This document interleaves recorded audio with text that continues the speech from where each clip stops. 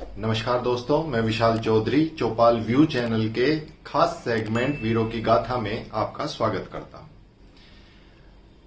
आज हम जो किस्सा लेकर आए हैं वो चौधरी चरण सिंह, जिनको किसान नेता भी कहा जाता है, किसानों का मसीहा भी कहा जाता है, उनके लिए है। तो शुरुआत करते हैं चौधरी चरण सिंह के 5 अनसुने किस्से।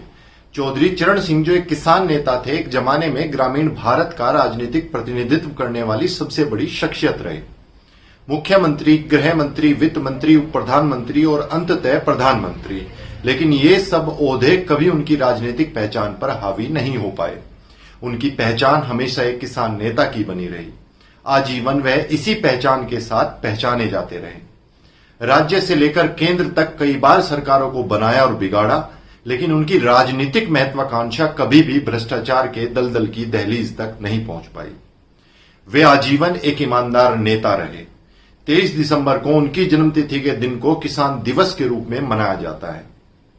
किस्सा नंबर 1, जब राजनारायण से मुकाबला किया। चौधरी चरण सिंह को प्रधानमंत्री बनाने में सोशलिस्ट नेता राजनारायण की बड़ी भूमिका थी। राजनारायण बनारस के रहने वाले थे।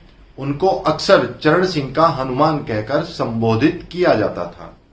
लेकिन बाद के दिनों में दोनों के बीच गहरे मतभेद हो गए, इतने गहरे कि राजनारायण 1984 का लोकसभा चुनाव लड़ने चरण सिंह की सीट यानी बागपत पहुंच गए। दोनों का ही नामांकन एक ही दिन था। संयोगवश दोनों एक ही समय पर नामांकन करने भी पहुंच गए। यह देखकर चौधरी चरण सिंह को लगा कि कहीं उनके समर्थक राजनारायण के साथ कोई बदसलूकी ना कर बैठे, इसलिए उन्होंने अपने समर्थकों से कहा, हम स्थानीय हैं और इस हैसियत से राजनारायण जी हमारे मेहमान हुए। अब चूंकि वे मेहमान हैं, इसलिए हमारी भी जवाबदेही है कि हम लोग उन्हें पूरा सम्मान दें। इसलिए हम उन्हें पहले नामांकन दाखिल करने देंगे। जब उनका नामांकन हो जाएगा तब हम अपना पर्चा भरेंगे। इतना कहकर चौधरी चरण सिंह ने मामला संभाल लिया। दोनों का नामांकन शांतिपूर्ण तरीके से हो गया। लेकिन इस चुनाव में राजनारायण सिंह के हाथों चरण सिंह के हाथों बुरी तरह हारे। चुनाव जीतने वाले चौधरी चरण सिंह को मिले 2,53,463 वोट, जबकि राजनारायण केवल 33,664 वोट पाकर तीसरे नंबर पर बने रहे। उनकी जमानत भी जब्त हो गई। किस्सा नंबर 2, जब देवीलाल से भिड़ गए चौधरी चरण सिंह। चौधरी चरण सिंह और चौधरी देवीलाल 2 बड़े किसान नेता माने जाते थे। चौधरी चरण सिंह पश्चिमी उत्तर प्रदेश से आते थे, जबकि देवीलाल हरियाणा से। दोनों के संबंध भी बहुत अच्छे थे, लेकिन बाद में दोनों में मनमुटाव हो गया। 1980 के लोकसभा चुनाव में देवीलाल सोनीपत से सांसद चुने गए थे, लेकिन 1982 के विधानसभा चुनाव में सक्रिय होने के लिए उन्होंने सांसदी छोड़ दी। राजनीतिक टिप्पणीकार कहते हैं देवीलाल ओवर कॉन्फिडेंस में थे कि मुख्यमंत्री बन ही जाएंगे, इसलिए पहले ही लोकसभा सीट छोड़ दी, लेकिन ऐसा हो नहीं पाया। विधानसभा चुनाव में 90 सदस्यीय विधानसभा में कांग्रेस को 35 सीटें मिली थी, जबकि लोक दल भाजपा गठबंधन को 37 सीटें मिली थी।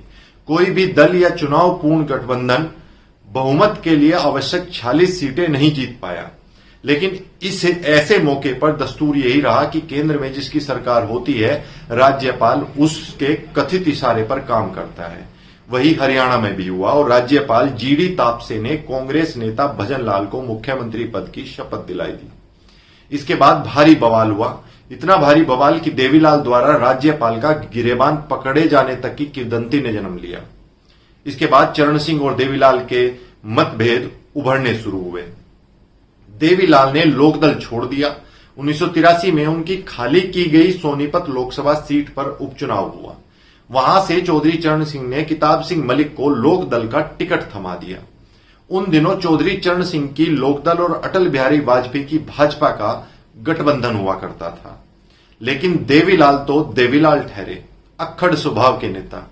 वे भी जनता पार्टी के टिकट पर चुनाव लड़ गए। अपनी चुनावी सभा में वोटरों से कहने लगे, मैं लाला चरण सिंह और चौधरी वाजपेयी को कुछ नहीं समझता।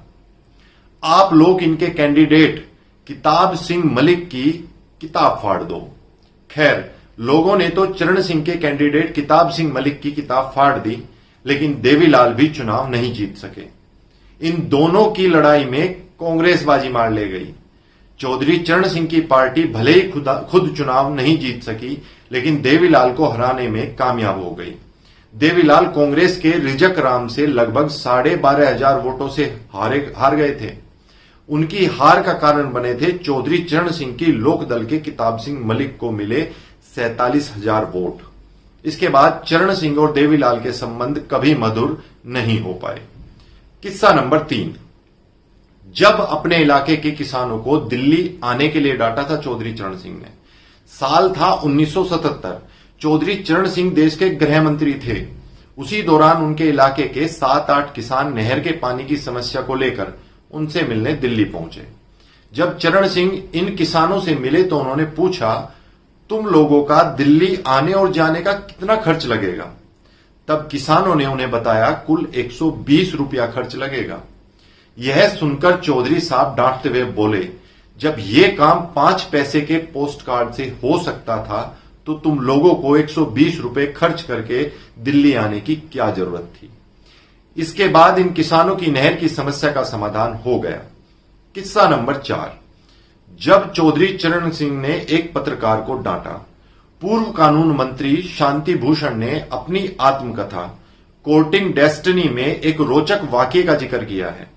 1978 में चौधरी साहब एक बार चुनाव सुधारों के लिए बनी मंत्रिमंडलीय उपसमिति, जिसमें मेरे और चौधरी साहब के अलावा प्रताप चंद्र और LK अडवाणी भी मेंबर थे, की बैठक के लिए निकल रहे थे। तभी एक पत्रकार ने उनसे पूछा, चौधरी साहब, आप प्रधानमंत्री बनने के लिए कुछ ज्यादा ही बेचैन नहीं लग रहे? इस सवाल पर चौधरी साहब नाराज हो गए। उल्टा उस पत्रकार से पूछ लिया कि आप किसी बड़े अखबार के संपादक बनना पसंद नहीं करोगे? और यदि आप यह पसंद नहीं करोगे तो फिर आपका जीवन व्यर्थ है। यदि मैं प्रधानमंत्री बनने की महत्वाकांक्षा रखता हूं तो इसमें बुरा क्या है? संयोग ऐसा बना कि 1 साल के बाद वे प्रधानमंत्री भी बन गए। किस्सा नंबर 5, क्रिकेट से नफरत थी चौधरी चरण सिंह जी को। चौधरी चरण सिंह क्रिकेट के खेल को नापसंद करते थे। क्रिकेट के प्रति अपनी नापसंदगी को वे सार्वजनिक तौर पर भी प्रकट करते रहते थे। एक बार उन्होंने कह भी दिया था, रेडियो पर क्रिकेट की रनिंग कमेंट्री को बंद करवा देना चाहिए। यह 5-5 दिन तक लोगों को निठल्ला और बेकार बनाए रखता है। देश के लोगों की वर्किंग कैपेसिटी पर बुरा असर डालता है। लेकिन क्रिकेट के दीवाने इस देश में चौधरी चरण सिंह की इन बातों पर ध्यान देने की हिम्मत शायद ही कोई पार्टी कर पाती। सादगी पसंद व्यक्तित्व के धनी चौधरी चरण सिंह का 29 मई 1987 को दिल्ली में निधन हो गया। पिछले साल उनके बेटे अजीत सिंह का भी निधन हो गया। अब उनकी पारिवारिक सियासी विरासत को जैन चौधरी से चौधरी जयंत सिंह बने और अब राज्यसभा सांसद अपनी राष्ट्रीय पार्टी लोकदल के माध्यम से आगे बढ़ा रहे हैं। ऐसी रोचक तथ्य हम आपके सामने